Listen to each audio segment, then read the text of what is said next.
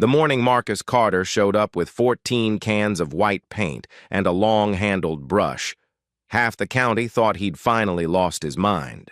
He moved through his orchard in silence, coating every peach trunk from the base up to the first branch, 212 trees one by one, while his neighbors stood at the fence line and laughed. The most successful grower in the county called him desperate. The agricultural extension agent shook his head and walked away. Everyone had an opinion, and every opinion was the same. Marcus Carter was destroying the only thing he had left. So why wouldn't he stop? If you've ever backed a decision no one else believed in, stick around. This story is for you. Subscribe so you don't miss what happens next. Marcus Carter had worked the same 12 acres his entire adult life, and in all that time he had never once considered leaving. The land was not just property, it was the only thing his father had managed to hold on to, and holding on to it had cost the old man everything. Marcus understood that cost. He had watched his father rise before dawn every single day, move through those rows of peach trees with a quietness that looked like prayer, and come inside at night with dirt still under his fingernails. When the old man died, he left Marcus the land, a worn-out tractor, and no instruction manual for either one. That had been 11 years ago. Marcus was 39 now, broad-shouldered and deliberate in the way people become when they've spent years making decisions alone. His wife Claire had passed 4 years after his father, a sudden illness that gave them almost no time to prepare. What she left behind was a daughter named Lily, a stack of medical bills that took Marcus 3 years to pay down, and a silence in the house that he had never quite learned to fill. He didn't talk about Claire often. He didn't talk about much at all. The neighbors in Calhoun County knew him as the quiet black man on the East Road who kept to himself, maintained his orchard without hired help, and never asked anyone for anything. The orchard itself was modest by local standards, 212 peach trees planted in clean rows across a gently sloping hillside, the kind of land that caught the morning light early and held it late into the afternoon. Marcus knew every tree by its position, by the way its branches grew, by which ones bore heavy, and which ones needed watching. He had learned most of what he knew from his father, and the rest from books, agricultural extension publications, university research papers, old farming manuals he ordered through the county library. He was not a man who trusted second-hand advice. If he didn't understand something, he went looking for the source. The income from the orchard was enough in good years. It covered the mortgage, the equipment maintenance, the household expenses, and a small amount set aside for emergencies. There was no cushion to speak of. A bad year didn't mean cutting back on luxuries. Marcus had no luxuries. A bad year meant debt, and debt meant the kind of pressure that woke a man at 3 in the morning and wouldn't let him sleep again until sunrise. He had lived through 2 of those years already. He could not afford a third. Among all the trees in the orchard, there was one that Marcus never brought to market. It stood near the eastern fence line, older and wider than every other tree, its trunk rough and darkened with age. His father had planted it from a seed the first spring after he bought the land, not as a commercial tree, but as something else. A marker. A way of saying, this place is mine. I put something living in the ground here, and I intend to stay. The tree had outlived the man who planted it, and Marcus treated it accordingly. Each summer when the fruit came in, he and Lily would walk out to that tree together and pick a handful of peaches directly from the branch. They ate them standing in the grass without plates or ceremony, the juice running down their wrists, neither of them saying much. It was a small thing, but it was theirs, and Marcus held on to small things carefully. It was during the 3rd consecutive year of unexplained losses that Marcus first understood something was genuinely wrong. The deaths had started gradually, 2 trees the first year, 5 the next, then 9. At first he assumed disease, something soil-borne or fungal, and he treated accordingly. He pulled the affected trees, tested the soil, adjusted his irrigation schedule. Nothing changed. The losses continued always in winter, always revealing themselves in early spring when the expected new growth simply didn't come. He would walk the row and find a tree that had budded the previous summer, standing completely still, its bark beginning to split along one side, the cambium underneath dry and brown where it should have been green and alive. What struck him eventually was the pattern. Every tree that died showed damage on the same side, the southwest-facing side of the trunk, the side that caught the most direct winter sunlight. Marcus stood in the orchard one February morning and stared at that detail for a long time. He had seen it before, noted it before, but had filed it away as coincidence. Now he pulled it back out and looked at it straight. The damage was always on the same side. That was not coincidence. That was a cause. He went home and started reading. He spent 3 evenings working through everything he could find on winter peach tree mortality, cross-referencing symptoms, eliminating possibilities one by one. On the 4th evening, he founded a paper from a state agricultural university describing a condition called sun scald, sometimes called southwest injury. The mechanism was straightforward on clear winter days. The sun warms the bark on the southwest side of the tree trunk, causing the tissue beneath to come out of dormancy prematurely. When temperatures drop again at night, that tissue freezes. The damage accumulates over multiple winters.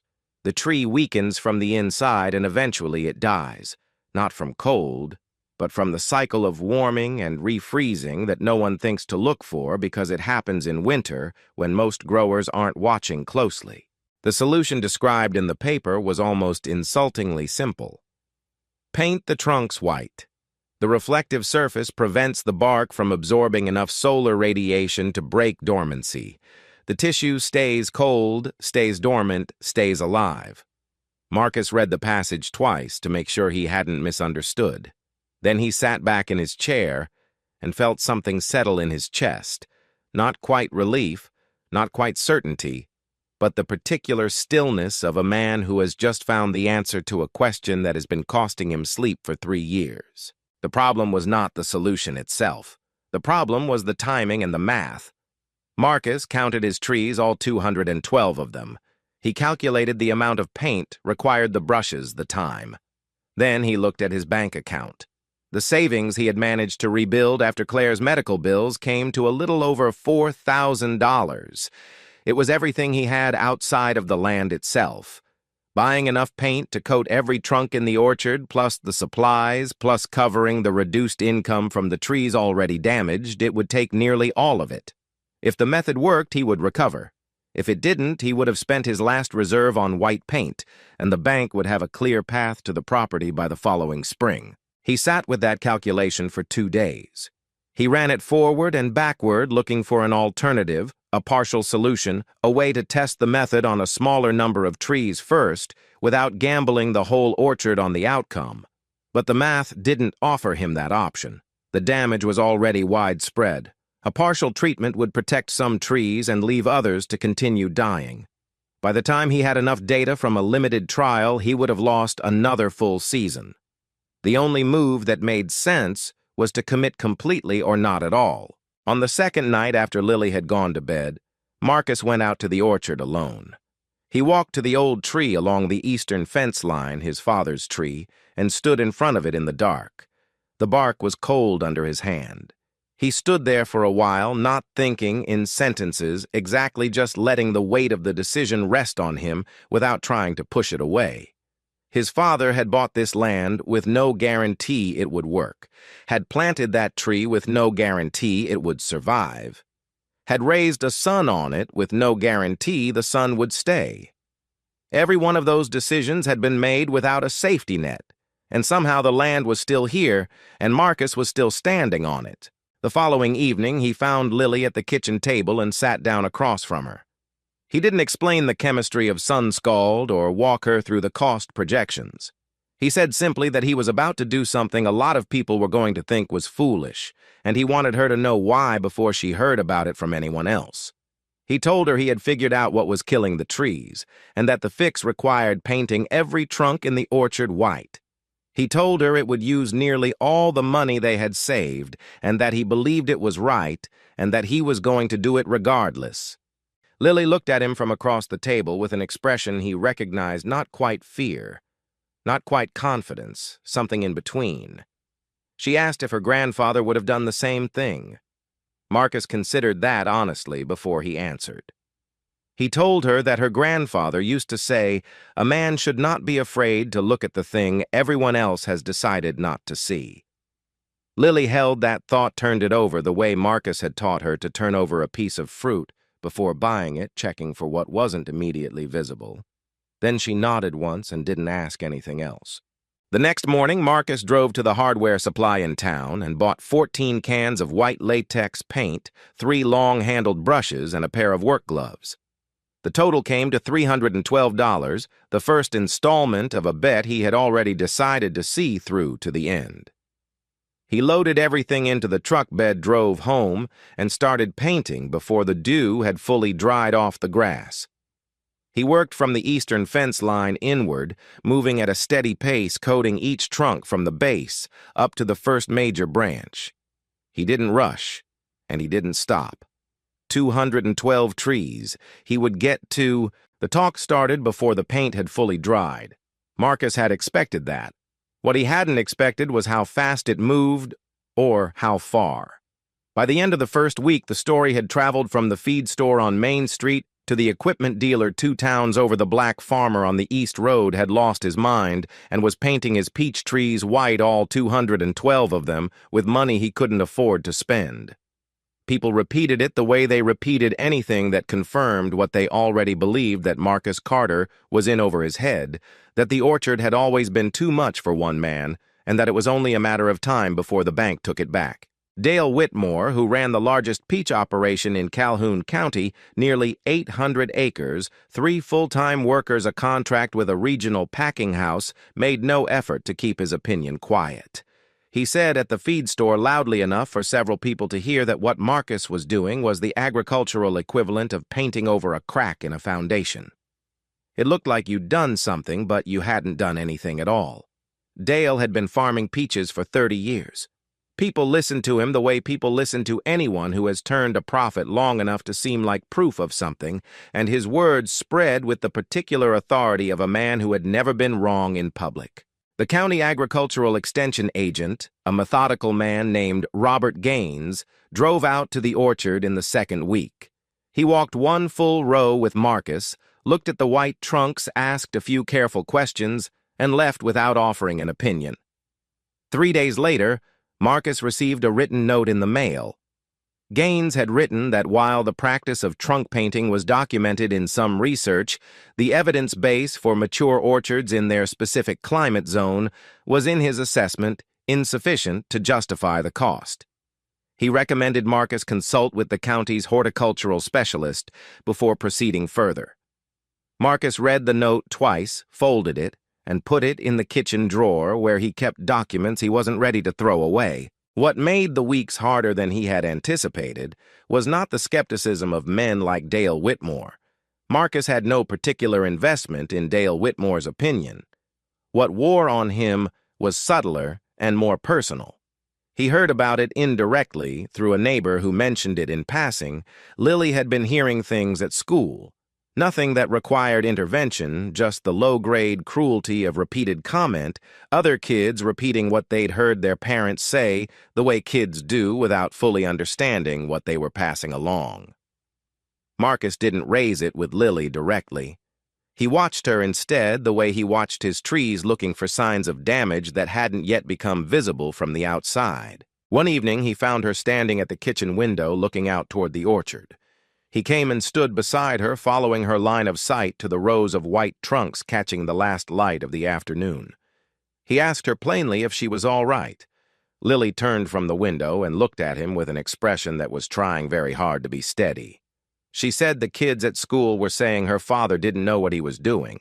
Marcus looked at her for a moment, then said that those kids were repeating something they'd heard from someone else, and that person had formed an opinion without looking at the evidence.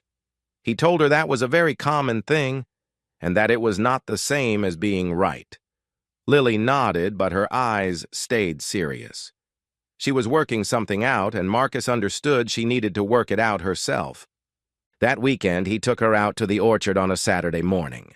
Not to explain anything, not to give a lesson, he simply walked the rows with her the way his father had walked them with him, pointing out the trees that had shown previous damage on the southwest side, showing her where the bark had been splitting before the paint went on. He showed her how the bark on untreated sections of older trees looked different, slightly desiccated, the texture not quite right. He wasn't trying to convince her of anything. He was showing her how to look. By early spring, the first signs appeared.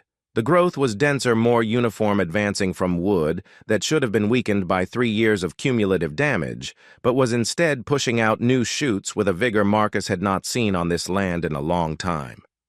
He walked those rows in the early morning light and felt something careful and controlled begin to loosen in his chest. He wasn't ready to call it relief, but he was no longer operating on faith alone. He brought Lily out one morning to show her.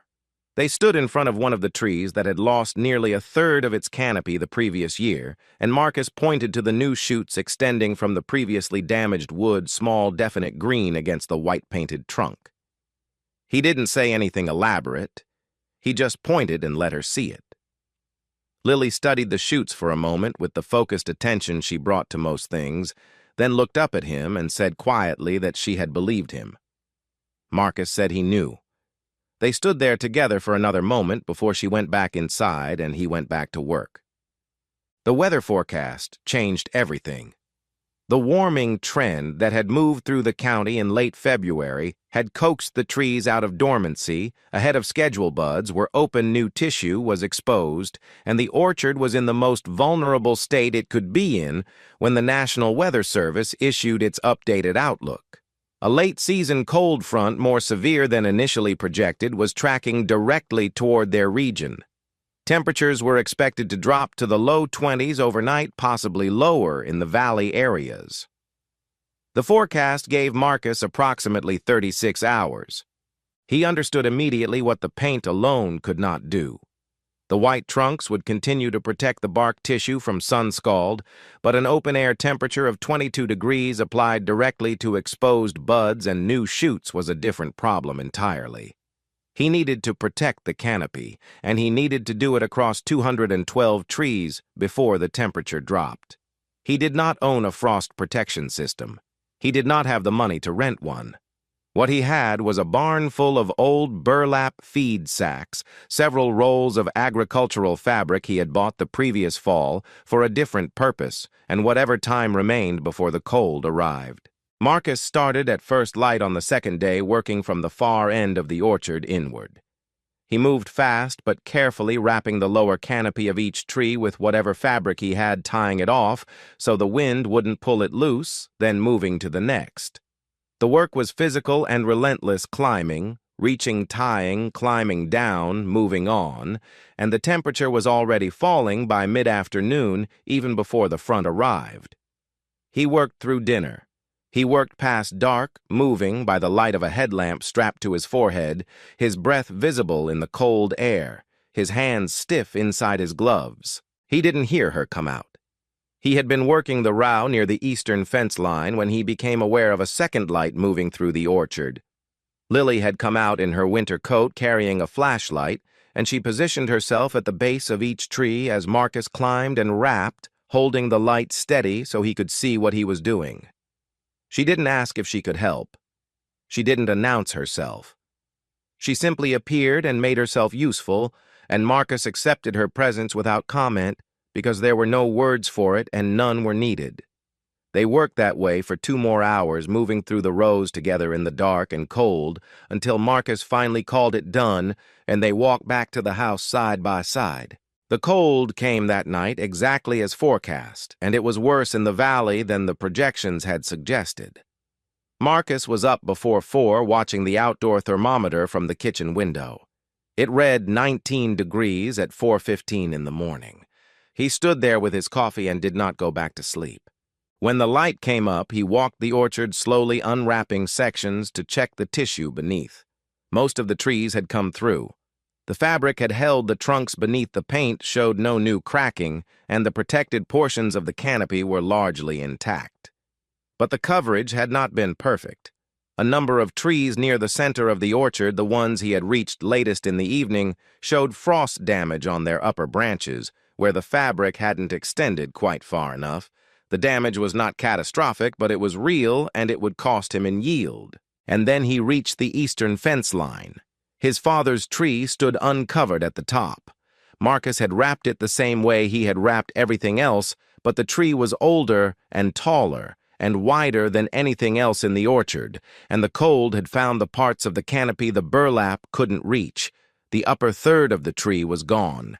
He pulled back a section of bark with his thumbnail and found brown tissue all the way through. He stood in front of that tree for a long time without moving. The rest of the orchard was behind him, mostly intact, and the morning was clear and cold and quiet, and none of that changed what he was looking at. That evening, Lily found him sitting on the back step in the dark, still in his work clothes. She came and sat beside him without being asked. After a while, she asked him directly whether he had any regrets. Marcus looked out toward the tree line where the orchard began, just visible in the low light. He told her the tree had not died because he made the wrong decision. It had died because the winters had been getting harder and the tree had been getting older, and eventually those two things were always going to meet. He told her that her grandfather had not planted that tree to make it last forever. He had planted it to put something of himself into the ground, to say that he had been here and that it had mattered. That tree had said that every year for over 4 decades, and it had said it right up until the end. Lily sat with that for a while. The night was very still around them, and neither of them spoke again for a long time. The savings account now held less than $400. The remaining trees were alive, but the season ahead was uncertain, and Marcus had no margin left for anything else to go wrong. He lay awake that night and ran the numbers again, the way he had run them before, looking for room he already knew wasn't there. He had done everything correctly, read the research made, the calculation committed, fully worked without stopping, and he was still sitting at the edge of losing everything. The doubt that moved through him in those hours was not the loud kind. It was quiet and patient, the kind that doesn't argue. It just waits. Spring came back the way it always did in Calhoun County, not all at once, but in increments. The cold loosening its grip a few degrees at a time, until one morning the air smelled different, and the light had a quality to it that felt less like survival and more like something beginning. Marcus noticed it the way he noticed most things, not with words, but with his body, a slight easing in the way he moved through the morning, a willingness to look at the orchard straight on instead of sideways. He had spent the final weeks of winter doing what needed to be done without allowing himself to look too far ahead. He pruned the frost-damaged branches from the center row trees, cleared the dead wood, checked the soil moisture, completed every task on the calendar without attaching expectations to any of it. It was the same discipline his father had practiced, the ability to keep working when the outcome was still unknown, not because you were certain of success, but because stopping was the only thing that guaranteed failure. What he found when the trees finally broke dormancy stopped him mid-step on his first morning walk of the season. The growth was not what he had seen in previous springs. It was denser, more uniform, advancing from wood that should have been weakened by 3 years of cumulative sun-scald damage, but was instead pushing out new shoots with a vigor that Marcus had not seen on this land in a long time. He moved slowly through the rows, examining each tree with the same careful attention he had given them all winter, and the evidence accumulated tree by tree, until he reached the far end of the orchard and stood looking back at what he had built and what he had saved. What moved through him was not triumph. It was something quieter and more durable than that, closer to the satisfaction of being right about a thing you had staked everything on and had to wait a very long time to find out. The frost-damaged trees in the center rows recovered more slowly, but they recovered. The upper branch loss was visible. Those trees would yield less this season, but the trunks were sound, the root systems intact, and the new growth coming in below the damage line was healthy. Marcus calculated the yield loss from those trees and absorbed it into his projections without complaint. He had expected worse. He had spent 2 months preparing himself for worse, and what he was looking at was a setback, not a collapse. That distinction mattered. By June, the fruit was setting in volumes that Marcus had to count twice to trust. He walked the rows in the long evening light and looked at the weight of green peaches hanging off branches that had been dying by inches for 3 years, and he let himself understand fully and without qualification that he had been right. Not in the way that needed an audience, just right the way a man is right when he has done the work to earn the answer. The packing house sent their field representative out in early July to assess the crop before finalizing the season's contract terms. His name was Gary Sutton, a careful man who had been working the same regional route for nearly 15 years and had a practiced eye for yield and quality. Gary walked 3 full rows without saying much, pulled fruit at several points, checked the sizing and the skin condition, and made notes on his clipboard. When he came back to where Marcus was waiting by the truck, he told Marcus that what he was seeing was some of the most consistent sizing he had come across in the region this season, and that the skin quality on the southwest-facing sides of the fruit, typically where sun damage showed up first, was noticeably cleaner than the county average. He said the packing house would be prepared to offer a premium-tier contract, the highest classification they issued. Marcus shook Gary's hand and thanked him in the measured way he thanked everyone, and Gary drove back down the road. The harvest itself came in across 3 weeks in late July and into August, and it was the best the orchard had produced since Marcus had taken over the land. The total yield came in at nearly 40% above his 3-year average, a number that, when Marcus worked it through against his remaining debt and operating costs, showed him that he would finish the year solvent. Not comfortable, not ahead, but solvent with a small reserve. That was more than he had allowed himself to hope for back in February when he was sitting on the back step wondering if he had made the wrong call. The reaction from the county came without ceremony. Dale Whitmore was the first to appear in any formal sense. He drove out on a Tuesday morning in August when the harvest was still ongoing and stood at the edge of the orchard watching Marcus's crew, 2 seasonal workers he had been able to hire for the first time in 3 years, move through the rows with their picking bins. He stood for a while before Marcus noticed him and walked over. Dale looked at the trees, then at Marcus, then back at the trees. He asked with the tone of a man asking a practical question, rather than admitting anything, how much paint Marcus had used per tree and what grade of latex he had applied to the lower trunk sections. Marcus told him. Dale wrote it in a small notebook he pulled from his shirt pocket, nodded once, and said he appreciated the information. Lily was there that morning helping log the bin counts near the truck. She watched Dale Whitmore, the man whose words had traveled 2 towns over in January, write down her father's methods in a small notebook and drive away without another word. She didn't say anything about it, but Marcus caught the look on her face as Dale's truck turned back onto the East Road. It was not satisfaction exactly. It was something steadier than that, the particular expression of someone who has watched the truth take its time and finally arrive. Robert Gaines, the extension agent who had sent the cautionary letter, appeared 2 weeks later with a camera and a notepad, asking if he could photograph the treated trunks alongside the production records for a case study he was compiling. He was honest enough to say directly that the results were outside what he had projected when he sent his written assessment in the winter. Marcus gave him access to the records and answered his questions without embellishment. Before Gaines left, he said the county's grower education program would benefit from including trunk painting in its winter preparation recommendations going forward. Marcus said that sounded like a reasonable idea. What followed after that was not fame. The county was too small for anything like it, and Marcus had no interest in that anyway. It was more like a shift in how people spoke to him, a change in the space they left for him in conversation. At the feed store, men who had previously absorbed his presence without comment now stopped to ask about his methods. A few younger growers drove out and walked the orchard with him, and Marcus answered their questions the same way he answered everything directly, without performance. He did not remind anyone of what had been said at the fence line in January. That was not the point, and he understood it wasn't the point, which was one of the reasons the people who had underestimated him had underestimated him so badly in the first place. The evening after the last picking bin came off the truck, Marcus and Lily walked out to the orchard, the way they had done every summer for as long as Lily could remember. The light was low and gold, and the trees were stripped now the season fully spent, the rows quiet, in the way that working land goes quiet after it has given everything it has to give. They walked to the eastern fence line to the place where the old tree had stood and stopped there.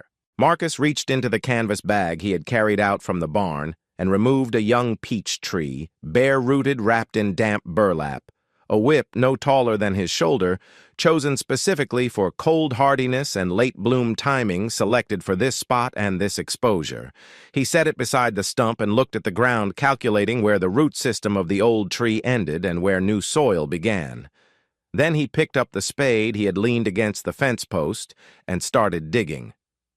Lily watched him work for a moment before she asked who the tree was for. Marcus drove the spade in again, turned a clean cut of dark soil and looked up at her. He told her the tree was hers. She looked at the young whip in its burlap wrap, then back at her father and asked what that meant exactly. Marcus set the spade aside and lifted the young tree from its wrapping, lowering it carefully into the hole he had opened, spreading the roots with his hands before settling the trunk upright in the soil. He told her it meant exactly what it sounded like. His father had put a tree in this ground to say that he had been here, that the land had mattered to him, that he intended something to continue after him. Marcus said he was planting this one to say the same thing, that this land belonged to them, that it would keep belonging to them, and that someday it would be hers to walk through in the early morning the way he walked through it now. He filled the hole, firmed the soil around the base with the heel of his boot, and stood back.